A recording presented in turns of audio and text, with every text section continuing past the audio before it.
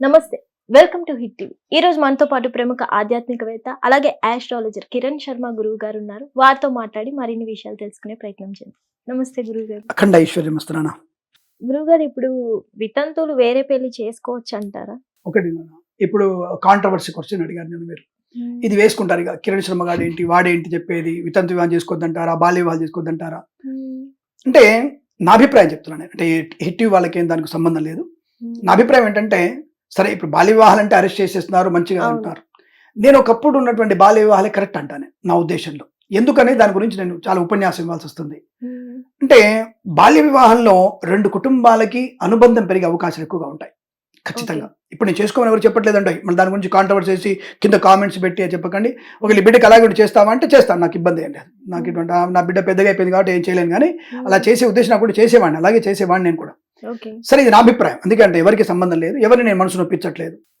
ఎందుకంటే దీనికి కాంట్రవర్సీ వచ్చేసి మళ్ళీ వాడు ఒకటి వచ్చి వీడు ఒకటి వచ్చి దాని గురించి గొడవ చేయాల్సిన అవసరం లేదు. హిట్టి వాళ్ళు ఇబ్బంది పెట్టాల్సిన అవసరం లేదు, నన్ను ఇబ్బంది పెట్టాల్సిన అవసరం అంతకు లేదు, దాన్ని ఇబ్బంది పెట్టేటువంటి స్థితి మీకు లేదని అనుకుంటున్నాను నేను. సరే, వాటెవర్. ఎందుకు మంచిదంటే, ఆ అమ్మాయి ఎదుగుతున్న కొద్దీ తను తన అత్తగారిల్లు, తన భార్య, తన భర్త అంటే రెగ్యులర్ గా ఒక అటాచ్మెంట్ పెంచుకుంటూ ఉంటారు. బాల్య వివాహం చేయడం అంటే 40 ఏళ్ళకి 18 ఏళ్ళ అమ్మాయిని కట్టబెట్టమని కాదు. మనకి ఓల్డ్ సిటీలో చేస్తుంటారు, కొన్ని వివాహాలు జరుగుతుంటాయి అలాంటి వాళ్ళు, అది దరిద్ర వివాహాలు. ఇద్దరు బాల్యం, ఇద్దరికి చిన్నపిల్లలు ఉండాలి. అంటే 8 ఏళ్ళ అంటే మరి వేదల్లో చెప్పేది అష్టవర్షాత్ భవేత్ కన్యాం. 8 ఏళ్ళకి అమ్మాయి పెళ్లి చేయాలి, రజస్వల అవ్వక ముందే పెళ్లి చేయాలి అమ్మాయికి. చేసిన తర్వాత అబ్బాయికి వయసు 11, అమ్మాయి వయసు 8-9 ఉండాలి. 2 ఏళ్ల గ్యాపే ఉండాలి. అబ్బాయి తీసుకుపోయి కాపురం చేయమని చెప్పట్లా, ఇద్దరు తీసుకెళ్లి మీరు ఫస్ట్ నైట్ చేయండి కూర్చోబెట్టని చెప్పాలి ఎవరు కూడా. ఈ అమ్మాయిని చదివించండి, మహాభారత భాగవతాలు అయితే ఇంకా ఇద్దరు చదివించండి, నో ప్రాబ్లం. అబ్బాయిని వేదమా పురాణమా శాస్త్రమా అయితే ఇంగ్లీష్ చదివించండి. ఇద్దరికి అమ్మాయికి 18 నిండిన తర్వాత, అబ్బాయికి 20 ఏళ్ళు నిండిన తర్వాత, 21 నిండిన తర్వాత అప్పుడు కాపురాన్ని పంపించండి. దట్ ఈస్ ద బాల్య వివాహం. 40 ఏళ్ళకి 18 ఏళ్ళ అమ్మాయిని 13 ఏళ్ళ అమ్మాయిని కట్టమని చెప్పడం నా ఉద్దేశం కాదు. ఇద్దరికి ఇలా చదివిస్తూ ఎవరింటో వాళ్ళే ఉంటారు. ఈ మధ్యలో ఏమవుతుందంటే బంధాలు పెరుగుతాయి, అనుబంధాలు పెరుగుతాయి. తన ప్రతి ఆదివారము, శనివారము లేదా పౌర్ణమి రోజు అత్తగారింటికి అమ్మాయి వెళ్ళడం, అత్తగారింటికి అబ్బాయి రావడం. మా మామగారు, మా అత్తయ్య గారు, మా మరిది గారు, మా బావగారు, మా మరదలు గారు, మా వదిన గారు అని బంధాన్ని పెంచుకుంటూ ఉంటారు. అంటే 8 ఏళ్ల బంధం పెరుగుతుంది. 8 ఏళ్ల పెళ్లి చేసినప్పుడు 18 ఏళ్ళ 10 ఏళ్ల బంధం పెంచుకుంటూ ఉంటారు. అంటే నా కుటుంబం అనేటువంటి ఒక మంచితనం ఏర్పడుతుంది, వారి కష్ట సుఖాలు తెలుసుకునేటువంటి అవకాశం, అర్థం చేసుకునే తత్వం ఏర్పడుతుంది అని నా ఉద్దేశం. ఇలా ఉంటే ఆ బాల్య వివాహాలు బెటర్ అనిపిస్తుంది. ఈ రోజున చెప్పండి, ఒక అమ్మాయి అమెరికా వెళ్ళిపోయింది, ఒక అబ్బాయి రష్యా వెళ్ళాడు, ఇతర దేశం వెళ్ళాడు. ఇవి పెళ్ళి అనగా ఏమంటారు వాళ్ళు, మాకు తెలియదా పెళ్లి చేసుకోవాలో, మేము సెటిల్ అవ్వలేదు, 20 పోయింది, 25 పోయింది, 30 పోయింది, ఇంకా సెటిల్ అవ్వలేదంటే ఎప్పుడు సెటిల్ అవుతారు? అక్కడ పోయిన తర్వాత ఏ ఆడపిల్ల ఏ మోపిల్లాడు మంచిగా ఉంటున్నారు? బీటెక్ లో మీ మనసాక్షి మీద గుండె మీద చేసుకొని చెప్పండి, ఏ బీటెక్ లో అమ్మాయిలు పర్ఫెక్ట్ గా ఉన్నారు, ఏ బీటెక్ లో అబ్బాయిలు పర్ఫెక్ట్ గా ఉన్నారు? దర్ ఇస్ ఇమేజ్ ఏమంటారంటే వాళ్ళకి ఇన్ఫాచ్యునేషను, ఎఫెక్షను, లేదా లవ్, ఎఫ్ఐఆర్, దారిద్రమో, ఇంకోటి ఏదైనా సరే, ఇవన్నిటి వల్ల ఏమైనా వాళ్ళు కరెక్ట్ గా ఉన్నారా? చెప్పండి, కరెక్ట్ గా ఉన్నారు వాళ్ళు? బీటెక్ కూడా అవసరం లేదు, 10th లోనే, ఇంకా 10th లో గర్భవతులు కూడా అయిపోతున్నారు. ఓ సినిమా తీసుకొచ్చారు కదా, 10th లో స్కూల్లో గర్భవతిగా ఉండి గర్భంతోనే స్కూల్కి రావడం, ఆ చిత్రం సినిమా అటువంటి గొప్పగా అయిపోవడం. సో అంటే నేను ఇది సినిమా తప్పు కాదు, సినిమాలో బాగా చూపిస్తాడు. మరి అపరిచితుడు చూసి మనకు మారలేదు, మరి మారలేదు. అపరిచితుడు చూసి మారామా మనం, ఠాగూర్ చూసి మనం మారామా అంటే సినిమా ప్రభావం కాదు. కానీ సినిమా ప్రభావం ఒక నెగిటివ్ మీద పడుతోంది, పాజిటివ్ మీద పడట్లేదు, నెగిటివ్ మీద పడుతుంది. దాని 8 ఏళ్లకే అమ్మాయిని చేసుకుంటారు. మన పేపర్లో చూశాను, 14 ఏళ్ళ అమ్మాయిని 8 ఏళ్ళ అమ్మాయిని 14, 16 పిల్లలు ముగ్గురు కలిసి రేప్ చేశారు. అది న్యూస్ లో చూశాను నేను. అంటే ఎంత దారుణానికి కట్టారు అసలు. యవ్వనం అనేది వాళ్ళకి ఇంకా రాదు, వాళ్ళకి శరీరంలో అవయవాలు పెరగవు. 8 అమ్మాయిని ముగ్గురు అబ్బాయిలు కలిసి ఎలా రేప్ చేశారు? వాళ్ళ వయసు 14, 12, 13 అని చెప్తున్నారు వాళ్ళు. ఎలా రేప్ చేశారు అంటే ఏ ప్రభావం దాని మీద ఉన్నట్టు?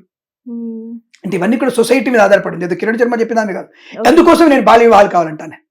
దండించి ఇది నీ భార్య, వీడు నీ మొగుడు, ఇది మీ నావగారు, మీ ఆడపడుచు, మీ అత్తగారు, మీ మావగారు అని ఒక బంధాన్ని మనము మంచి డెవలప్ చేస్తే అది సకుటుంబమైనటువంటి ఆనందకరమైనటువంటి వివాహ యోగ్యత ఏర్పడుతోంది.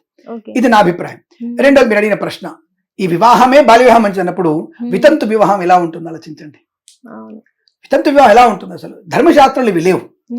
అంటే మనకి పెద్ద పెద్ద గురుజాడ అప్పారావు గారు, బాలగంగాధర తిలక్ లాంటి వాళ్ళు, జ్యోతిరావు పూలే గారు, ఇలాంటి వాటి వల్లనే, మూర్ఖులారా మీలాంటి వల్లనేరా, ఈ బాపనుల వల్లనేరా మీరు రెండో వివాహం వద్దన్నారు కాబట్టి చేశారంటే, వితంతు వివాహాన్ని కాకుండా చూసుకోవాలి. భర్తకి ఆరోగ్యం ఎందుకు నష్టం వస్తుంది, భర్త ఎందుకు అలా విధంగా ప్రమాదంలో పడుతున్నాడు అంటే మనం చేసుకున్నటువంటి స్వకర్మాలు అవన్నీ కూడా. ఓకే.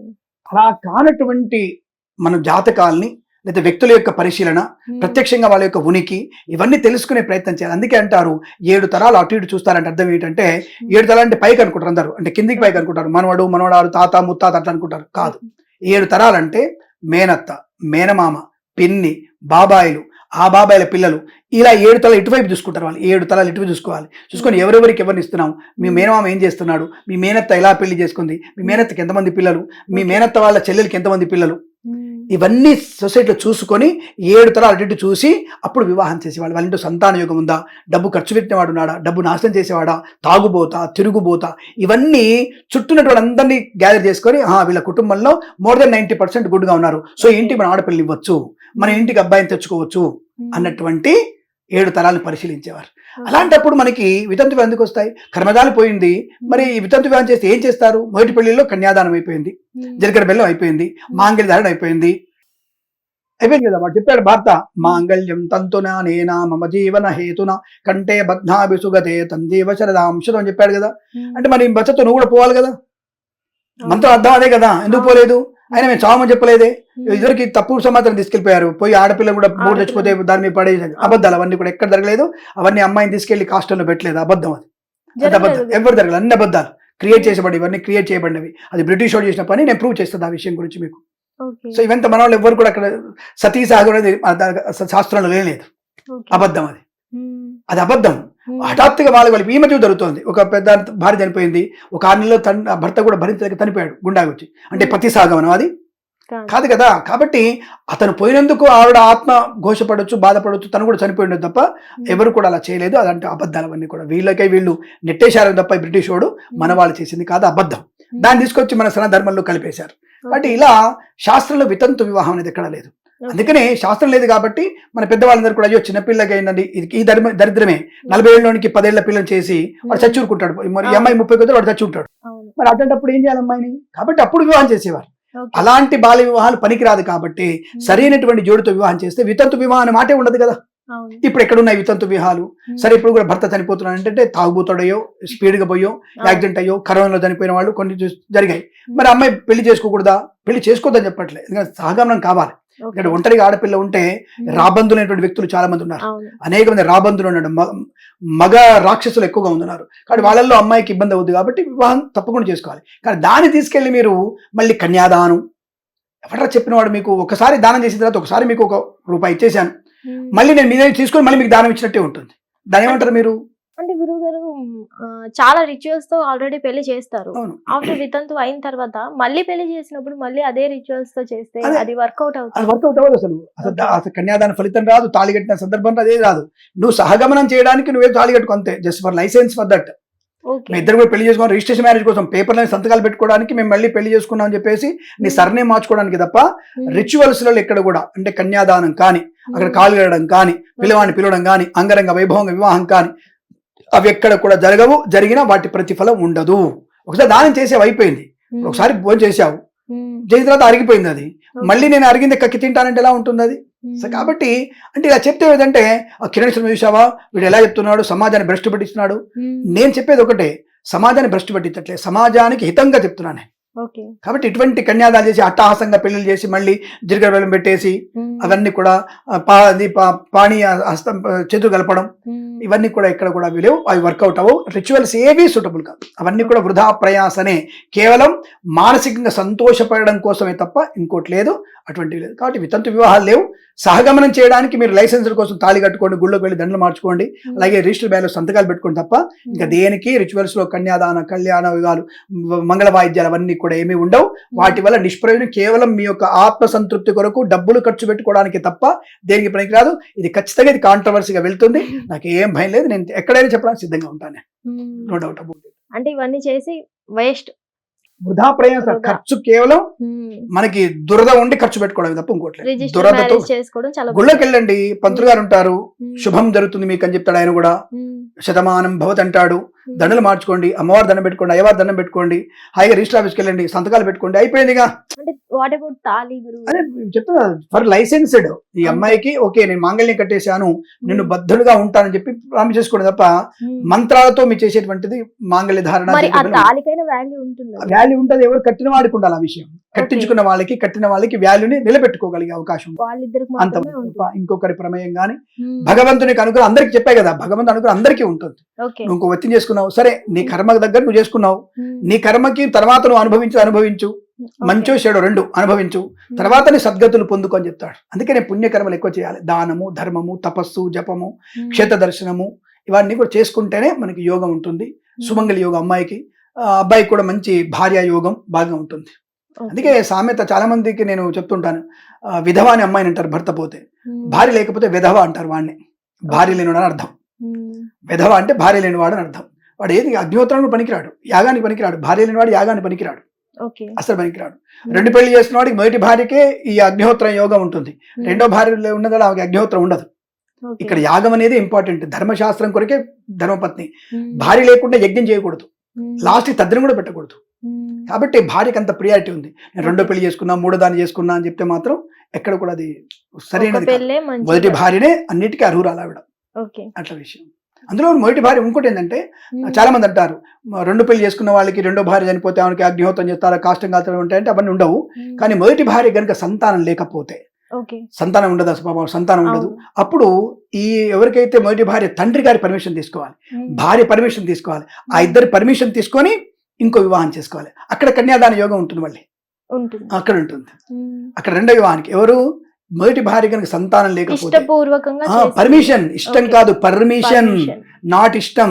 ఉమ్, ఈ పిల్ల తండ్రి పర్మిషన్, ఆ పర్మిషన్ తీసుకొని ఉమ్, అప్పుడు రెండో వివాహం చేసుకుంటే ఓకే. అప్పుడు వారికి ఆ యోగ్యత ఉంటుంది. ఓకే. వీళ్ళ పిల్లలు పుట్టిన తర్వాత రెండో దాన్ని చేసుకున్నారంటే పొగరెక్కి చేసుకున్నాం, మదం ఎక్కి చేసుకున్నాం అంటారు. ఓకే. మొదటి భార్యకి ఇద్దరు పిల్లల తర్వాత రెండో దాన్ని చేసుకుంటే మదం ఎక్కి చేసుకుంటారు. ఆవిడకి అగ్నిహోత్ర అర్హత ఆవిడకు ఉండదు. అంటే చాలా మంది ఇప్పుడు కామెంట్లు ఇంకోటి కూడా పెడతారు, పిల్లలు లేకపోతే దత్తత తీసుకోవచ్చు కదా, వేరే పెళ్లి వద్దని కూడా చెప్పారు. దత్త స్వీకారం ఇప్పుడు ఇటువంటి యోగాలు ఉన్నాయి. ఇప్పుడు దశరథుడు ఎందుకు చేసుకున్నాడు ఆయన? ఒకరితో చేసుకున్నాడు, సంతానం కోసం చేసుకున్నాడు ఆయన. అంటే ఆయనతో పోల్చుకోవద్దు మనం. ఆయన భగవంత్ సాక్షాత్ రామచంద్రుడు తండ్రి, ఆయనతో పోల్చుకోవద్దు. కానీ ఎందుకు చేసుకుంటే ఇలా సంతానం లేకపోవడం వల్లే ఆ యొక్క సోదరులను చేసుకున్నాడు ఆయన, సంతానం పొందుకున్నాడు. అప్పటికి కాకపోతే సూర్యుని ఆరాధన చేసి ప్రసాదం తీసుకొచ్చి రామ లక్ష్మణ భరత శత్రుఘ్నుల్ని కన్నాడు ఆయన. అంటే అది వారు అంటే చెప్తున్నాను నేను, పిల్లల రెండో వివాహం చేసుకోవడానికి పనికిరారు, అది కుదరదు. శుభమస్తు, అఖండ ఐశ్వర్యమస్తు. నమస్కారం. హిట్ టీవీ యాప్, ఇందులో short news, live news, entertainment shows, movies, digital magazines తో పాటు మీ జిల్లా వార్తలను కూడా ఫ్రీగా చూడొచ్చు. ఇంకెందుకు ఆలస్యం, వెంటనే హిట్ టీవీ యాప్ ని డౌన్లోడ్ చేసుకుని ఫ్రీగా ఎంటర్టైన్మెంట్ పొందండి. Hit TV app, hit TV app. Please download Hit TV app. Hit TV యాప్ని ఫ్రీగా డౌన్లోడ్ చేసుకొని ఎంజాయ్ చేయండి. మీకు నచ్చిన ఎంటర్టైన్మెంట్ కోసం హిట్ టీవీ యాప్ ని ఫ్రీగా డౌన్లోడ్ చేసుకుని ఎంజాయ్ చేయండి. హిట్ టీవీ యాప్ని డౌన్లోడ్ చేసుకుని ఆస్వాదించండి, ఆశీర్వదించండి. ఇంతమంది సెలబ్రిటీలు హిట్ టీవీ యాప్ ని డౌన్లోడ్ చేసుకోండి అని చెప్తున్నారంటే ఎంత మంచి యాప్ ఆలోచించండి. అమెరికా అమెరికాలో చదవాలనుకునే వాళ్ళకి విశ్వసనీయమైన పేరు మన శౌర్య కన్సల్టెన్సీ. UK లో 1 year masters, UK లో 1 year masters, 2 years work permit up to 5 years visa. Contact Saurya Consultancy. Contact 89851 89851.